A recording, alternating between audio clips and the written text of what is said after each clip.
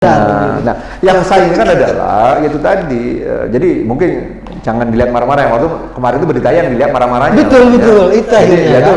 Itu tadi media itu kan ya mana membahas ini kan, cuma marah-marahnya. Sampai dikatakan ada yang melaporkan karena perbuatan tidak menyenangkan, ya silakan saja, ya kan, gitu loh, ya kan. Ini rumah saya undang, karena kamu tidak tertib, kamu saya keluarkan. Siap. Baik. Kalau katakan kamu tidak senang, saya lebih dari tidak senang, gitu loh.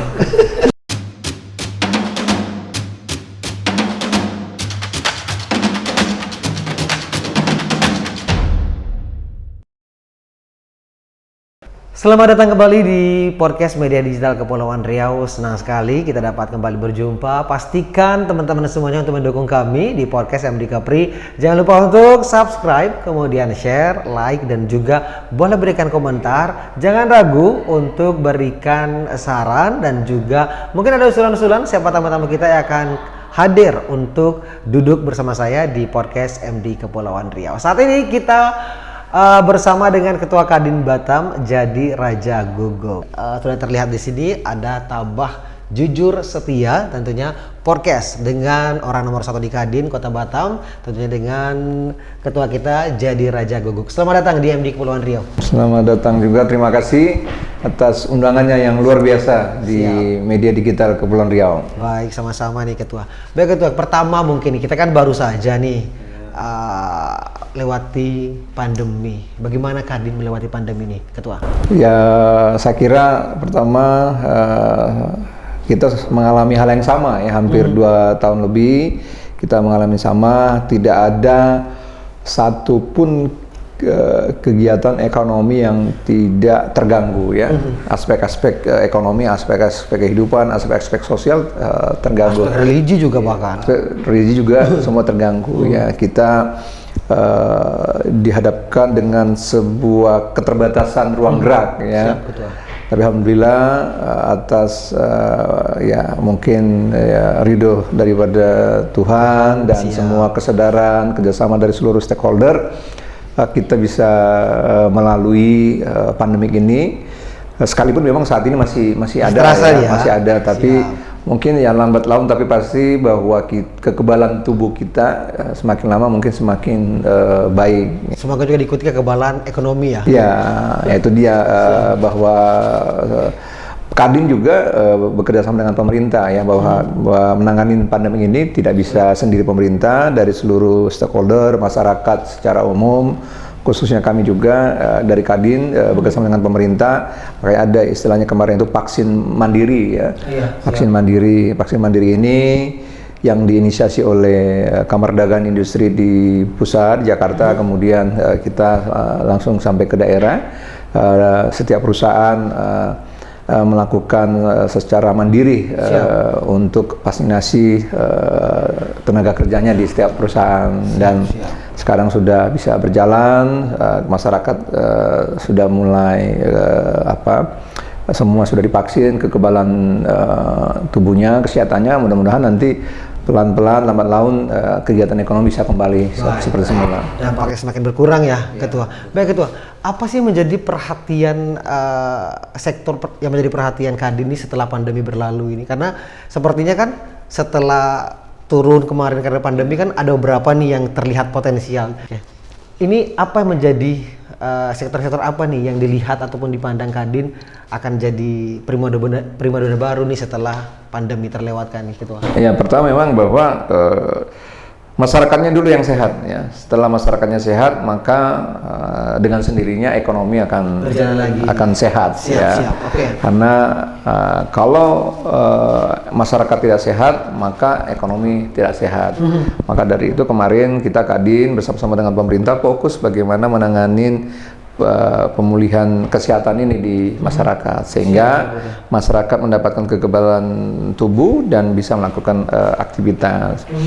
Nah, bicara tentang potensi-potensi yang ada di Batam, bahwa dari dulu bahwa Batam ini kan dikembangkan dengan beberapa subsektoral.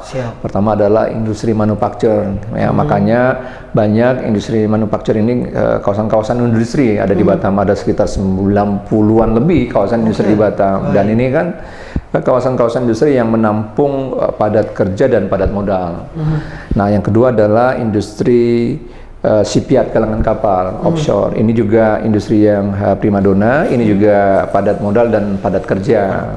Kemarin minggu lalu kita sudah melakukan kegiatan pameran dan bisnis forum, ya, pameran kemaritiman, shipyard dan offshore di Radisson. Itu diikutin dari lebih kurang sekitar 200 dan itu hampir setengahnya dari luar, dari Singapura, Malaysia dan negara-negara lain, ya, dibuka oleh Kepala PP Batam. Yang ketiga adalah industri untuk perdagangan, karena Batam ini sebagai kawasan perdagangan bebas, pelabuhan bebas, tentunya ekspor impor, ya. Nah, ekspor justru pandemi kemarin tren ekspor dan impor itu justru cenderung meningkat, ya, karena mungkin negara-negara di dunia menerapkan lockdown, ya, ketika pandemi, sehingga banyak orderan-orderan itu dialihkan ke Batam, sehingga memang dapat imbas juga baiknya. Sehingga tren daripada ekspor dan impor itu meningkat. Sekalipun memang perdagangan ekspor impor ini tidak secara langsung berdampak kepada ekonomi masyarakat, ya, karena memang barang yang datang dari packaging keluar lagi, ya. Tapi ada pendapatan untuk negara di sana ekspor impornya. Nah, yang kemudian selanjutnya adalah industri jasa IT seperti digital ini, ya, jasa IT digital. Nah, ketika keterbatasan manusia berhadapan seperti ini, maka mau tidak mau, suka-suka, ya, kita harus dilakukan yang namanya itu digital, ya, teknologi. Nah, saat ini apa yang terjadi hari ini bisa diberitakan hari ini. Seperti kita saat ini, ya, sudah menjadi kebiasaan orang melakukan, ya, podcast di sini, ya, melakukan teknologi. Dan ini, ya, ke depan kita memang harus dihadapkan dengan perkembangan teknologi. Nah, ini yang perlu, yang sedang menjadi peluang buat semua. Nah, kemudian sudah ada teknologi adalah pariwisata. Nah, kalau tadi ada lalu lintas barang, maka ada lalu lintas orang. Ya, lalu lintas orang. Lalu lintas ini menyangkut turis, baik turis asing maupun turis mancanegara.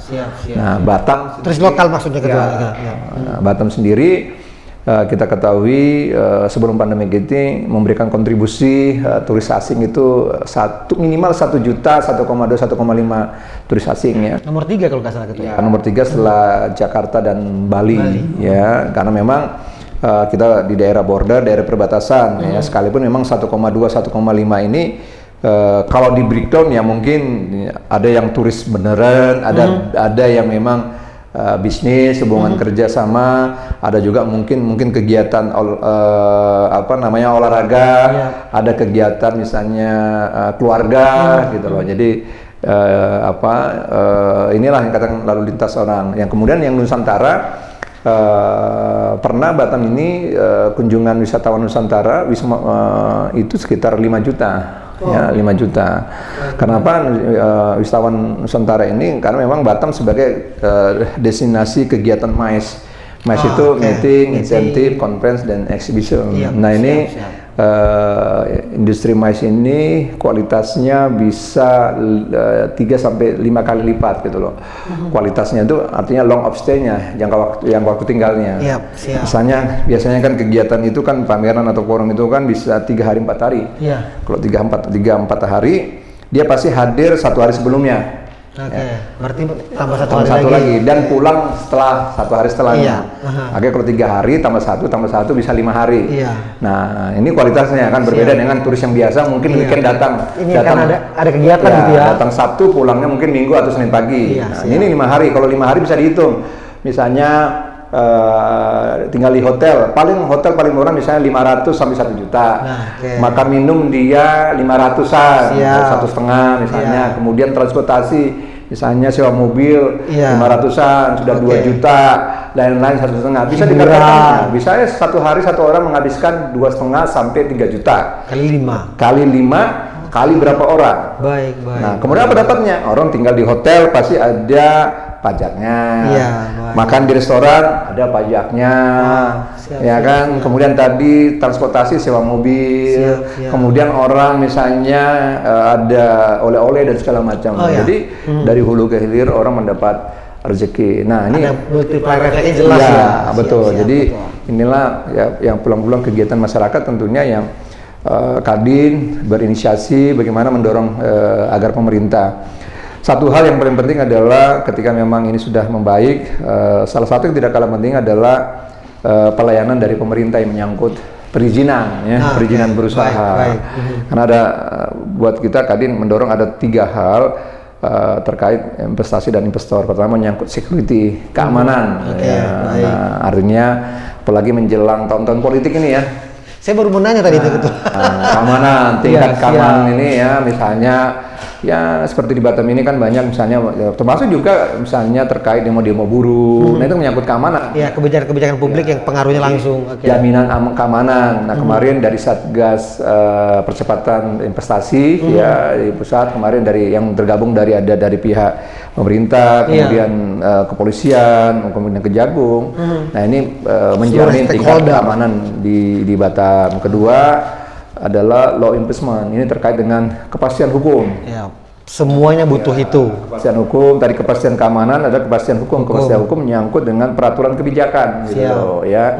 Artinya peraturan kebijakan ini yang jelas struktur, ya pelayanannya. Jangan mengurus izin itu terlalu lama, ngurus izin cuman izin saja terlalu lama. Bagaimana mau berusaha? Siap. Nah ini harus kepastian. Yang ketiga adalah konsistensi.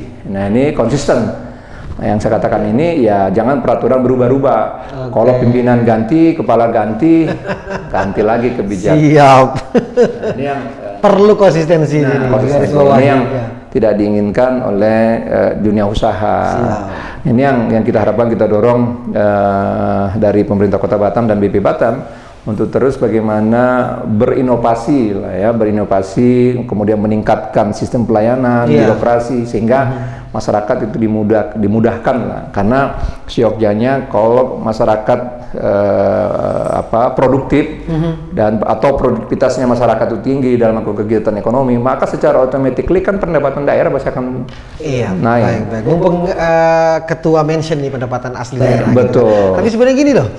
Saya jadi dijawab, balik lagi rasanya perasaan jadi kayak ekonomi dan ketua begitu breakdown itu jelas banget sekian dari kegiatan ekonomi ini akan hasilnya, ini uangnya dari sini, begitu jelas ketua Kadin menjelaskannya. Jadi kayak saya jadi ingat waktu kayak di kampus kuliah. Terima kasih ketua, penjelasan luar biasa. Nah, mumpung kita cerita tentang pendapatan asli daerah. Nah, menurut Kadin sendiri gimana optimalisasi PAD kita di Batam? Dari Kadin apakah melihat ada yang sepertinya belum optimal atau seperti apa? Nah, saya selalu mendorong kepada pemerintah baik itu BP Batam maupun Pemko Batam. Pemerintah ini ya ibarat sebagai petani anggur yang baik ya, petani anggur yang baik dan benar. Jadi petani anggur ini maksud saya analoginya petani itu tidak sekedar bagaimana menanam anggur terus berbuah gitu loh. Tapi bagaimana anggur tadi yang berbuah subur tapi manis gitu loh. Ya, jangan hanya bisa menanam berbuah tapi rasanya tidak manis. Yang saya katakan manis ini adalah ya kalau bisa mohon maaf ya dalam berusaha itu jangan izin diperketat deh.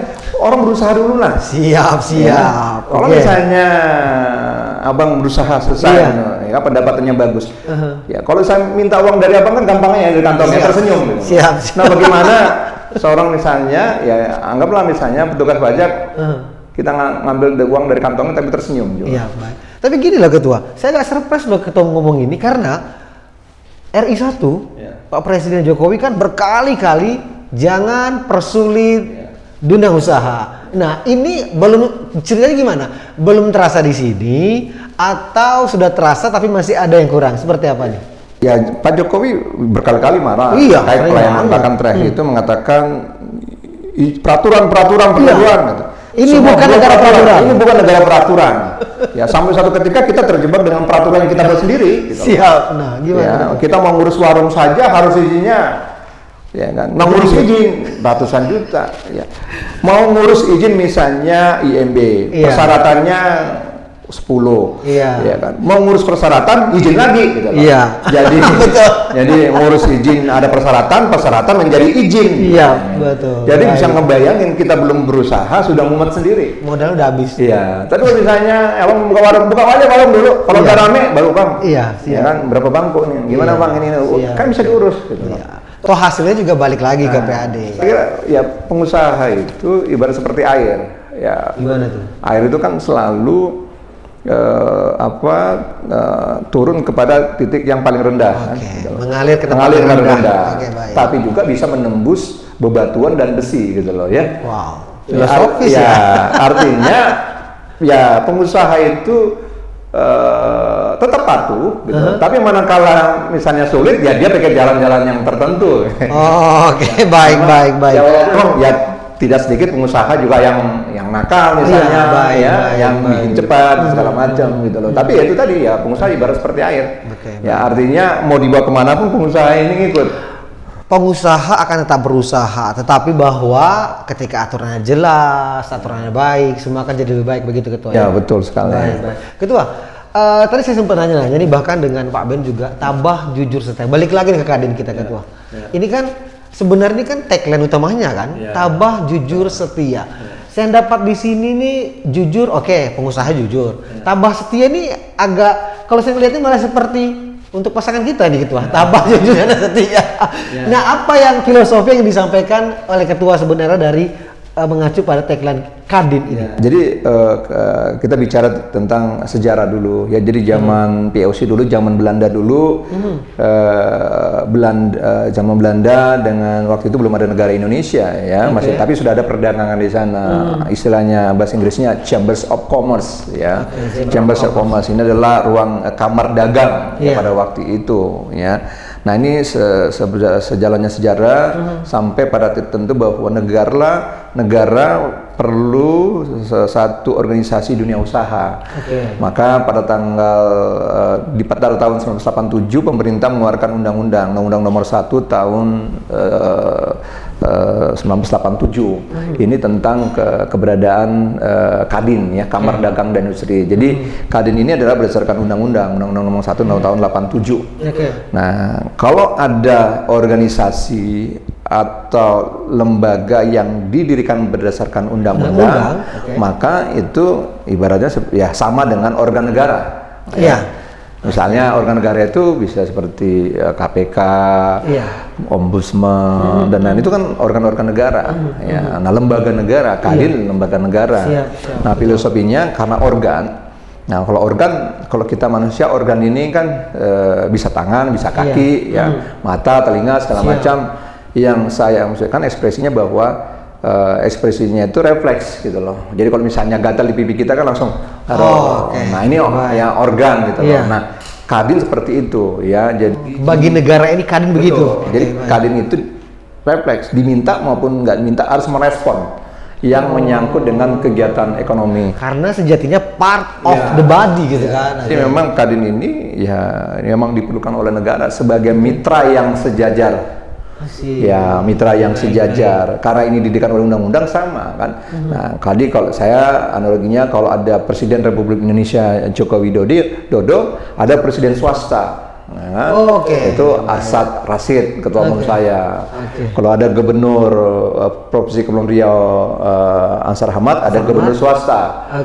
Ahmad Maruf Maulana. Baik, untuk Kepri. Ya, nah kalau ada Wali Kota Batam Haji Mawarudi, ada Wali Kota swasta. Siap. Gitu loh. Ketua Kadin.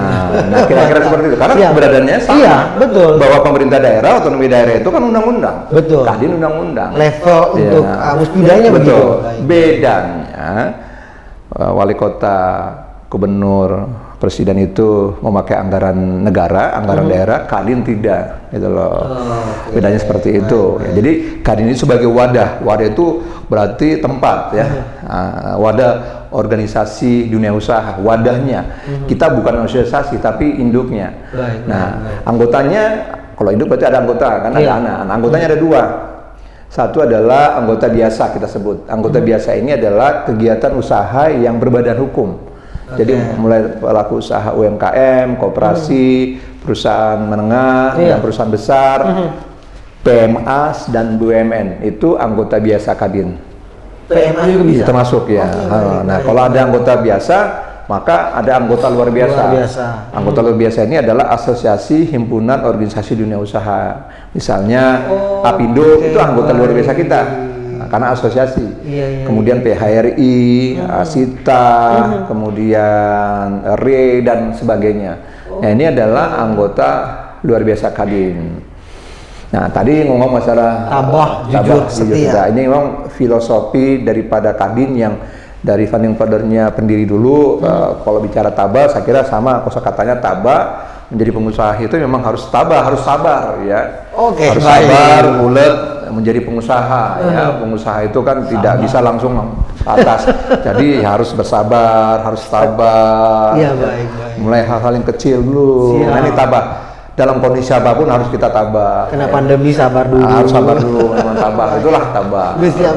Nah, kalau jujur itu relatif jujur ya. Artinya menjadi pengusaha pun setidak-tidaknya ya jujur lah. Jujur ini kan relatif. Siap. Ya, mungkin abang jujurnya berapa persen, tapi harus diminta kejujuran dalam berbisnis ya. Keterbukaan. Nggak ada orang mau berbisnis sama orang yang tidak jujur. Ya, kan karena kan kebalikan jujur itu ya, artinya konektif semuanya kepada kepercayaan, trust. Ya. Kalau kita nggak saling jujur, nggak saling percaya, kita nggak bisa saling berbisnis. Nggak bisa kerjasama. Nggak bisa kerjasama. Nah, kemudian setia. Nah, ini konsisten tadi setia gitu loh ya. Artinya kesetiaan ini perlu kita uji, kita pengusaha, bahwa bisa saja walaupun memang tidak sedikit pengusaha yang cedera kerjasama ya, karena memang tidak kesepakatan dan lainnya. Prestasi, tapi kita berharap melalui filosofi ini setiap pengusaha itu ya bisa menjaga kesetiaannya lah, sebagai partnership, sebagai kerjasama dengan pihak manapun, sehingga tuntutan tabah jujur setia ini menjadi filosofi Kadin ya dalam hal menerjemahkan di dalam kegiatan ekonomi. Baik, romantis juga ininya ya. Ya betul ya, romantis dalam berusaha. Siap. Kemudian Ketua, mohon maaf sebelumnya nih. Sempat beberapa kali seorang jadi Raja Guguk terlihat agak marah nih di media, diberitakan gitu kan oleh media. Kalau saya sih nggak banyak, 2 kalau nggak salah ya. Terakhir itu waktu meeting tiket ya, kalau tidak salah. Nih, sebenarnya seperti apa sih sosok dan karakter seorang ketua jadi Raja Guguk? Ya, saya itu bukan ya, kalau marah itu manusia harus ada emosional dan marah ya gitu loh. Tapi kan marah itu ada ukurannya, marah itu ada alasannya ya. Kalau manusia tidak marah bukan manusia namanya. Natural kan itu ya, sifat mungkin manusia. Nabi pun pernah marah kan. Siap. Nabi juga saya pernah marah ketika manusianya atau pengikutnya itu salah atau mungkin tidak mau diarahkan. Nah, saya marah gitu loh dengan kalau seperti kemarin teman-teman dari pelaku usaha khususnya peri operator. Nah, singkatnya bahwa terkait ya, ini kan border sudah dibuka. Nah, kemudian peri mahal, tiket peri Batam ke Singapura, Singapura ke Batam 800.000. Gubernur sudah mengundang, kemudian wali kota sudah mengundang, DPRD sudah mengundang, tapi tidak turun. Kemudian teman-teman asosiasi pariwisata datang ke kita, ke Kadin gitu loh, minta bantuan supaya Kadin memediasi lah ngadu nih ngadu. Nah, nggak lama kemudian dari 800 diturunkan menjadi 100 ya. Alasannya ya menghargain karena pemerintah sudah, saya berpikir kenapa harus mereka menghargai pemerintah. Nah, karena masih mahal sehingga Kadin mengundang sesuai dengan permintaan teman-teman dari asosiasi sehingga pada waktu itu Kadin mengundang peri operator ya. Ada 4 peri operator Batam Singapura Batam. Kemudian ada 2 peri operator yang Batam ke Tulang Laut Malaysia. Nah, kita juga mengundang industri pariwisata dari asosiasi mulai dari Asita, Astindo, PHRI dan lainnya ya, termasuk juga HPI. Kita juga undang teman-teman dari BB Batam selaku BUP-nya, Badan Usaha Pelabuhan, khususnya peri penumpang.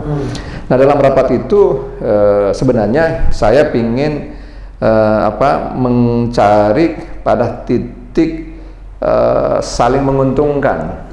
Win-win solution. Ya, bahwa industri pariwisata ini ibaratnya mata rantai lah kehidupan, ekosistem. Harus menjaga ekosistem industri pariwisata yang baik. Mata rantai ekosistem ini kan kalau satu rantai rusak atau terganggu, yang lainnya kan terimbas. Nah, pada waktu saya tanya apa yang menyebabkan tiket naik gitu. Kalau dulu kan 320, 350. Nah, salah satu dari peri operator mengatakan, Pak, jadi ini undangan apa lagi? Kami kan sudah menjelaskan, kami sudah diundang gubernur, kami sudah diundang wali kota, kami sudah diundang DPRD, bahwa alasan menaikkan tiket ini adalah karena harga minyak dunia. Saya tanya, memang minyaknya apa ya? Minyaknya solar. Kalau minyaknya solar, kalau sampai ke minyak dunia gitu loh, minyak solar. Saya tanya, beli minyaknya di mana? Di Singapura. Loh, kok di Singapura, kenapa nggak beli di Batam? Nggak ada di Batam, Pak, di pelabuhan. Ini benderanya kapalnya bendera kapal Singapura, benderanya Singapura. Lantas saya tanya sama pejabat dari BB Batam, Pak, apa betul tidak ada pengisian minyak solar di pelabuhan? Nggak ada, Pak, jadi nggak ada investor. Ya udah deh, kalau gitu investor dari saya, tanggung jawab saya. Begitu saya katanya investor dari saya, langsung nyetus lagi dari teman-teman operator. Pak, jadi minyak solar di Batam kotor, jelek, buruk kata lo. Saya bilang kan alasan lagi loh, kok situ yang mengatakan jelek. Gini saja, kalau terkait kualitas minyak solar, nanti saya akan nyuratin Pertamina agar menyediakan oktan yang sesuai dengan kebutuhan. Kan selesai. Bahwa kalau perlu saya mengontak Pak Erick Thohir, teman saya gitu loh, supaya memerintahkan supaya dipasang minyak solar sesuai dengan kebutuhan. Kan selesai. Gitu loh. Kan ada solusinya gitu. Ada solusinya. Artinya tidak merugikan pihak peri operator. Kalau misalnya peri dari Singapura ke Batam ngisi minyaknya ya di Singapura. Tapi dari Batam ke Singapura ngisi minyaknya di Batam dong. Itu peraturan yang dilakukan oleh Singapura dan Malaysia. Lalu lintas mobilnya. Kalau ada mobil Singapura mau ke Malaysia ngisi minyaknya di Singapura. Tapi kalau misalnya dari Malaysia mau ke Singapura ngisi minyaknya di Malaysia. Nah, ini kan saling menguntungkan, itu yang cari gitu loh, ya kan? Supaya titik tertentu tidak merugikan. Lantas satu orang mengatakan, katanya sebenarnya ada nggak harga minyak per hari? Atau mereka, kenapa jadi nggak percaya ya? Kok minta data beberapa kali tanya berapa harga minyaknya? Bapak mau menggugat ya katanya. Karena dibilang saya mau menggugat, saya bilang kalau saya mau menggugat, saya nggak mau undang kalian. Saya bilang, bukan saya gugat, saya laporkan kalian supaya kalian itu. Karena dia tidak begitu, langsung kamu keluar aja. Saya bilang, kamu keluar aja. Saya bilang. Maka saya marah ini bukan marah itu, tapi saya keluarkan dia. Menertibkan. Karena kita mau meeting nih. Karena itu kan rapat kita undang. Karena waktu itu ada salah satu dari agen kapal, ada 2 orang lebih hadir lebih dari 1. Baik. Kalau saya ngeliat ini gini jadinya ketua ya, berat banget ya kerjaan ketua Kadin ini ya. Harus. Karena jadi tempat pengaduan juga rupanya teman-teman. Ya tergantung dengan kita. Ada hal-hal yang perlu kita lakukan, ada hal-hal yang perlu tidak dilakukan. Sama kita sebagai keluarga, sebagai kepala keluarga, ada yang mungkin tergantung dengan kita ya. Ya ini kita kerjain, ini nggak kita kerjain gitu loh. Ya tergantung dengan kita. Tapi karena ini amanah adalah di saya sebagai ketua Kadin Batam, saya harus menjaga amanah. Salah satunya adalah bagaimana menyelesaikan persoalan-persoalan yang terjadi di dunia usaha. Tapi setelah itu sudah selesai semuanya, semuanya balik seperti ini biasa. Alhamdulillah sudah selesai. Ketika memang tidak mau turun ya, akhirnya saya siasatin karena ini terindikasi dengan kartel. Langsung saya telepon teman saya di KPPU, Komisi Persaingan Usaha, dan diarahkan kepada KPPU wilayah Sumut. Kemudian sudah sampai dan kita harapkan di sana. Dan sudah dilakukan wawancara dan nanti dalam waktu dekat mungkin juga sudah dipanggil dan dapat informasi ya, insya Allah kemarin dapat informasi ya mudah-mudahan akan bisa diturunkan menjadi turun 200 lagi lah ya kalau bisa, jadi 500 karena ya kan possible juga. Saya mau tanya, mana lebih jauh dari Batam ke Singapura? Batam Setulang Laut. Jauh Setulang Laut dong. Nah kalau Setulang Laut harusnya lebih mahal ongkos dari Batam tulang laut. Operasional lebih mahal harusnya. Nah, Batam tulang laut 420.000. Kenapa ini harus gitu? Karena mahal 7.000. gitu loh. Karena Ada komparasi ya. Kan harusnya kan secara awam harga tiket itu kan berdasarkan jarak. Iya. Semakin jauh maka semakin mahal. Siap. Saya tanya agen dari yang Malaysia, kamu pakai air ya? Enggak apa, pakai minyak solar juga. Berarti minyak solar yang sama. Oke, baik. Kita bicara standar harga ya, bukan fasilitas. Kalau VIP mungkin nggak beda harga gitu kan. Kita bicara tentang yang standar. Nah, yang saya inginkan adalah itu tadi. Jadi mungkin jangan dilihat marah-marah. Waktu kemarin itu berita yang dilihat marah-marahnya. Betul. Itu Jadi, akhirnya kan. itu tadi media itu kan mana membahas diri. Cuma marah-marahnya. Sampai dikatakan ada yang melaporkan karena perbuatan tidak menyenangkan, ya silakan saja. Ya kan, gitu loh. Ya kan, ini rumah saya undang karena kamu tidak tertib, kamu saya keluarkan. Siap. Baik. Kalau katakan kamu tidak senang, saya lebih dari tidak senang. Gitu loh. Baik. Bahwa kalau saya sih ngeliatnya bahwa memang pekerjaan, kemudian kita memang harus ada ditertibkan, ya monggo ditertibkan. Nah, saya kan sebagai ketua kan ya punya kapasitas untuk itu. Siap. Tapi setelah itu kan maksudnya yang tidak cocok ini adalah pembahasan kita. Person to person is okay, nggak masalah. Karena kan teman-teman dari Asita yang inbound ya, inbound itu yang membawa turis, misalnya mereka tetap di sana gitu loh. Nah, ada turis karena turis yang masuk ke Batam itu tidak langsung dari asal negaranya ya, misalnya dari Korea kan tidak langsung ini. Mereka destinasinya di Singapura. Oke. Ya, nah, banyak mempertanyakan, ada turis yang dari Singapura nih, sudah sampai di Singapura, pasti pilihannya kan ada dua, ke Johor Bahru Malaysia atau ke Batam. Siap. Bahkan mereka juga membuat bundling ya, paket. Ya, 3 negara ya kan, Singapura, Batam, Indonesia, Johor Bahru dengan mungkin dicek kan gitu loh. Nah, ke Johor Bahru dia cuma pakai bus ya kan. Iya, betul. Hanya berapa dolar? Betul. Ringgit. Iya. Ya. Nah, ke Batam saya kira hampir sama, kan pakai ferry gitu loh. Iya. Ya kan pakai ferry, tapi dilihat kalau sekitar 700-800 maka hampir 80 dolar sih. Nah, ini kan masih kategori mahal. Siap. Nah, itu kan terlihat bahwa saya tanya sama teman-teman dari PHRI, gimana hotel okupansinya belum naik gitu loh. Nah, terakhir ya dapat informasi ya alasannya ya untuk menutupin kos atau biaya selama 2 tahun ya. Saya bilang kan nggak bisa seperti itu karena 2 tahun juga semua kan juga nggak bisa melakukan apa-apa. Akhirnya keluar semua alasannya.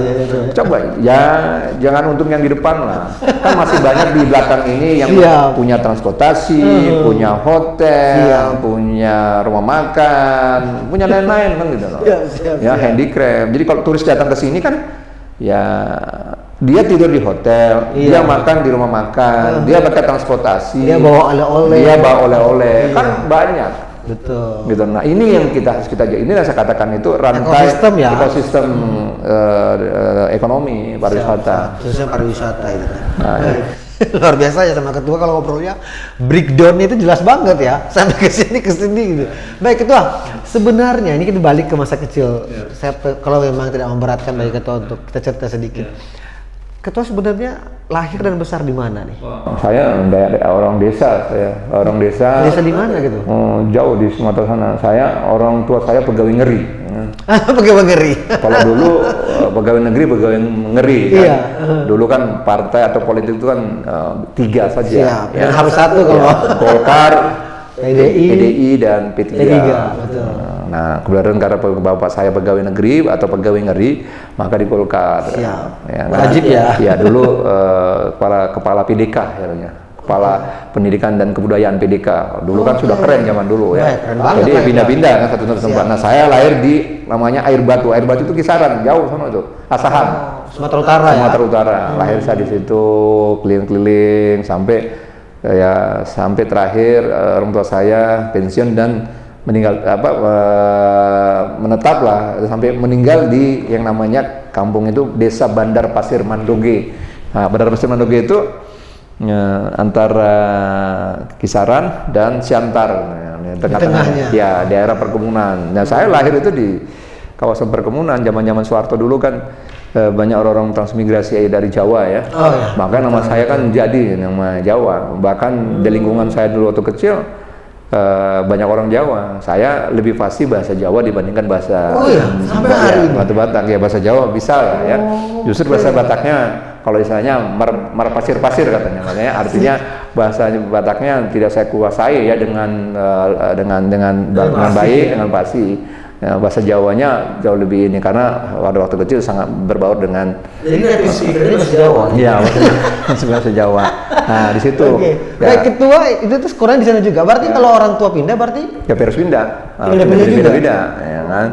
Ya, sekolah di sana. Kemudian tapi saya sekolah SMA di Medan, ya. Oh, di Medan. Ya, masih di Medan, kemudian keliling-keliling.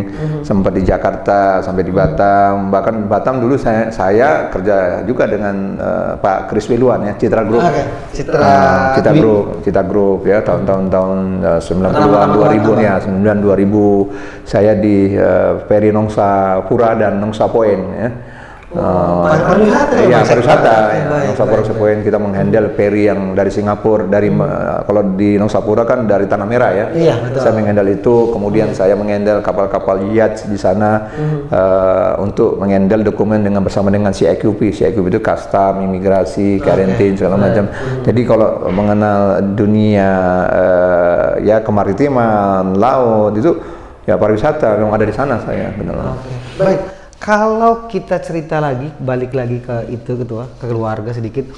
Siapa sih menurut ketua yang paling berperan mempengaruhi seorang jadi Raja Goku sekarang? Mungkin secara pemikiran, secara karakter, gitu. Ya, karena saya dari orang yang biasa-biasa, ya orang tua saya pegawai negeri tadi, ya kita ya pegawai negeri dulu kan gajinya juga dulu ya kecil sedikit. Saya besar ini mungkin makan beras catu ya.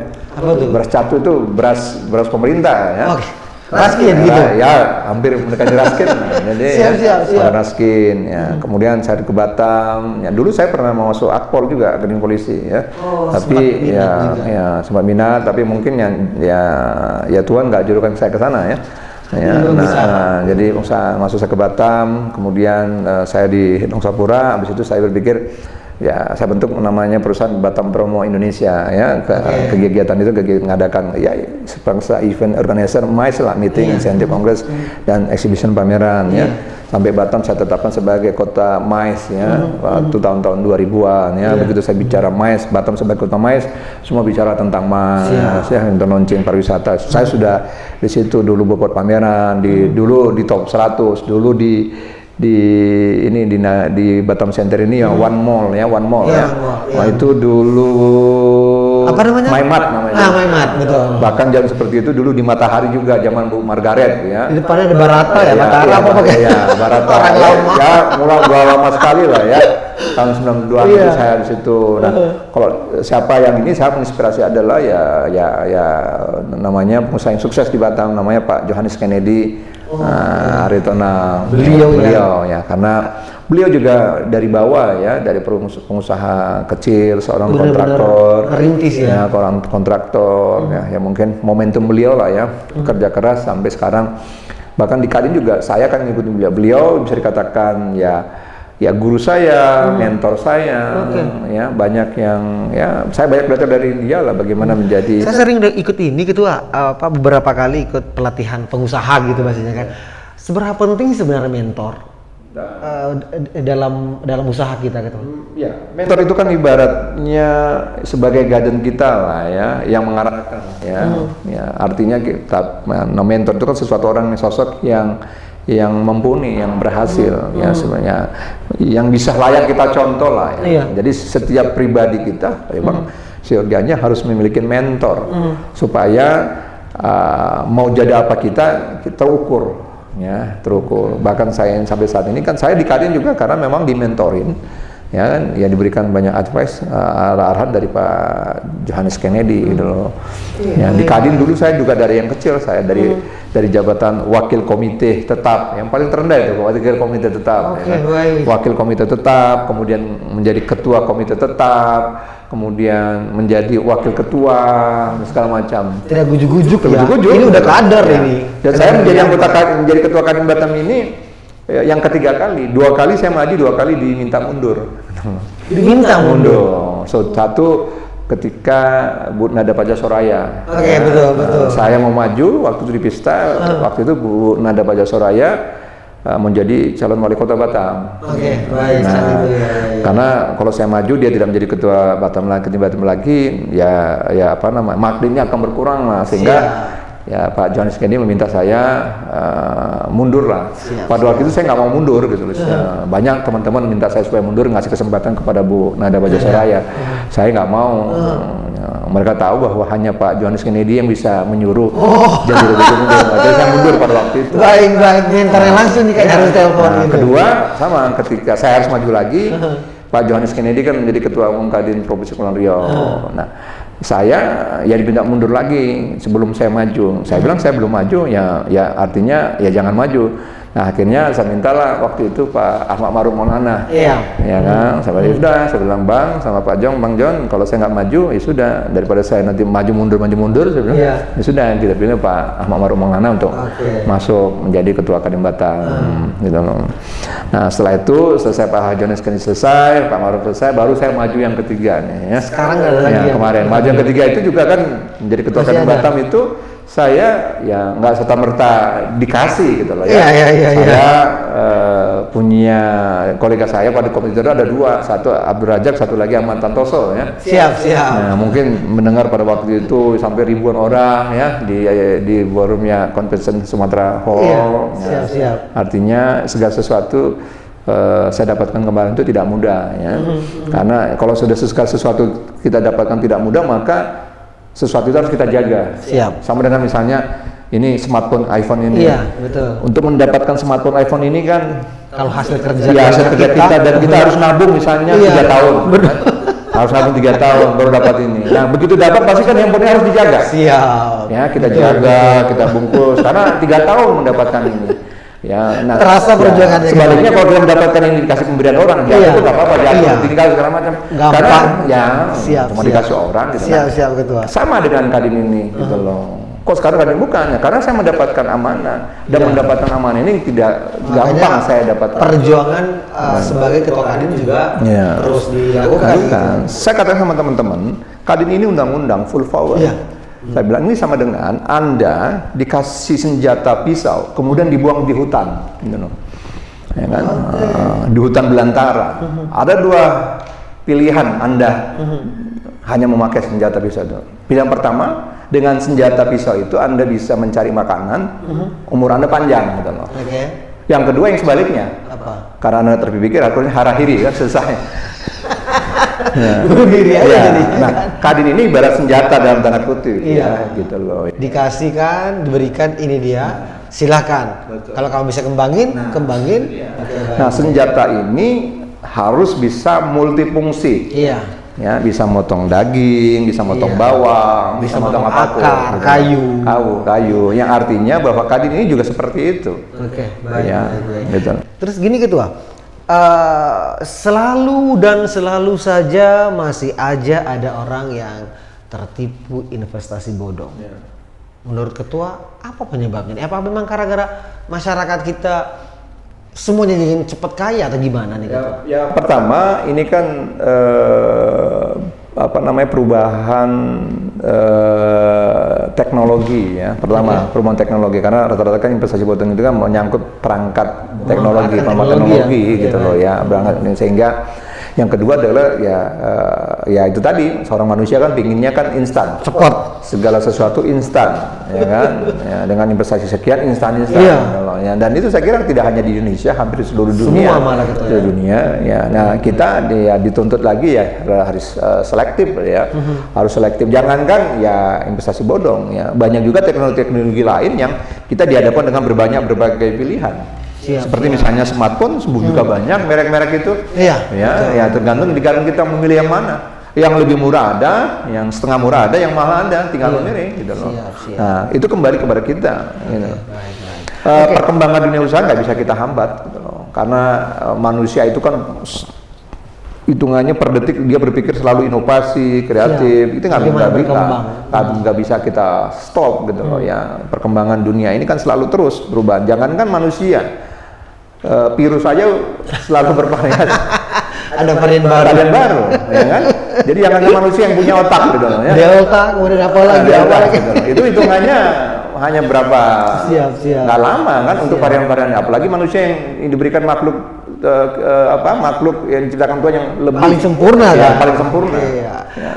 Naluri bertahan hidupnya tinggi. Iya. Tapi kan dengan kesempurnaan itu ada kelemahannya, Siap. yaitu yang instan gitu loh. Iya, Ya. siap. Ya mungkin Tidak dia ada prinsip dari ekonomi, dengan modal yang sekecil-kecilnya bisa untung sebesarnya.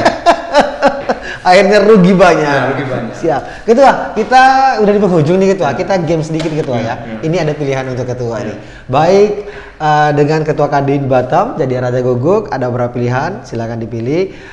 Instagram atau Twitter? Instagram saya. Resmi atau santai? Saya santai lah. Meninggalkan atau ditinggalkan? Saya meninggalkan. Hutan atau lautan? Saya lebih banyak biasanya di lautan. Ya. Nikita Mirzani atau Sophia Lajuba? Saya lebih dekat dengan Sophia Lajuba. Sophia Lajuba. Golf atau sepeda?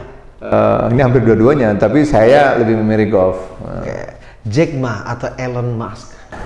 Saya lebih mengenal historinya itu adalah Jack Ma ya. Jack Ma. Pariwisata atau properti? Pariwisata. Pariwisata. Banyak teman atau banyak uang? Banyak teman. Banyak teman. Sukses atau bahagia? Bahagia. Bahagia. Ketua kenapa pilih banyak teman atau banyak uang? Lebih banyak teman. Ya, lebih banyak teman tadi ya daripada Banyak uang. Banyak uang, banyak teman. Kalau banyak uang pasti otomatis banyak teman. Iya. Tapi kalau banyak teman itu kan nggak ternilai ya. Oke. Nggak ternilai. Kalau banyak uang pasti orang datang ke saya gitu loh. Ya. Gampang gitu ya. Gampang gitu loh. Ya kan. Tapi kalau misalnya nggak punya uang, teman pun hilang. Tapi kalau sudah banyak teman kan ya itu tidak ternilai. Terus Ketua tadi milih meninggalkan. Ada sejarahnya, nggak mau ditinggalkan gitu. Ya itu ego saya, Ego manusia. ego saya tinggi ya. Tinggi ya, nggak mau tinggal. Saya mau meninggalkan. Meninggalkan. Untuk semua urusan Ketua. Untuk semua urusan. Iya, itu semua urusan. Untuk semua urusan. Baik, seorang jadi Raja Guguk, bagaimana Ketua memaknai sebuah tujuan hidup? Tujuan hidup itu saya kira relatif buat setiap orang ya. Buat saya ya tujuan itu adalah bagaimana bisa membahagiakan orang-orang di sekeliling kita ya. Yang mulai dari istri, anak-anak, ke keluarga, teman ya. Mungkin yang pertama membahagiakan pencipta lah ya.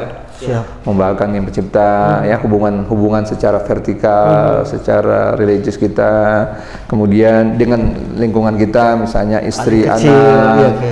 lingkungan keluarga dan lingkungan lainnya sampai teman. Nah, itulah tujuan hidup kita. Karena ketika kita menjalin hubungan yang baik, baik secara vertikal maupun horizontal, satu saat kita nanti pun pergi, ya kan, meninggalkan ya. Nah, paling tidak manusia kan meninggalkan nama, gitu loh. Ya, artinya ada yang mengingat lah. Paling tidak ada yang mengeluarkan air mata. Ada nama yang tertinggal. Bernama dan tertinggal. Nah itu ya tujuan. Kalau bicara kesuksesan, saya kira itu relatif ya. Tidak ada orang sukses terus merasa puas, gitu. Ya bahkan tadi sebut masalah Jack Ma, mereka orang sukses, orang kaya, tapi sampai saat ini belum berhenti untuk memperkaya lagi, gitu loh. Ya kan, gitu loh. Pernah nggak stop bisnis, nggak ada kan? Dia tetap terus, gitu loh. Nah, untuk bisa memaksimalkan kehidupannya, dia yang memberikan rezekinya kepada orang-orang yang perlu mungkin dianggap bisa membantu. Itu ya filosofi kehidupan. Politik nggak ditanya politik. Politik gimana? Politik belum kayaknya kita. Baik, Taba Jujur Setia, terima kasih banyak sudah hadir dan bergabung bersama kita di podcast Media Digital Kepulauan Riau. Ketua Kadin Batam bergabung bersama kami di MD Kapri. Terima kasih Bang Jadi Raja Guguk dan sampai jumpa dengan kesempatan. Jangan lupa untuk subscribe dan komen, tentunya kita tunggu. Terima kasih Bang. Siap.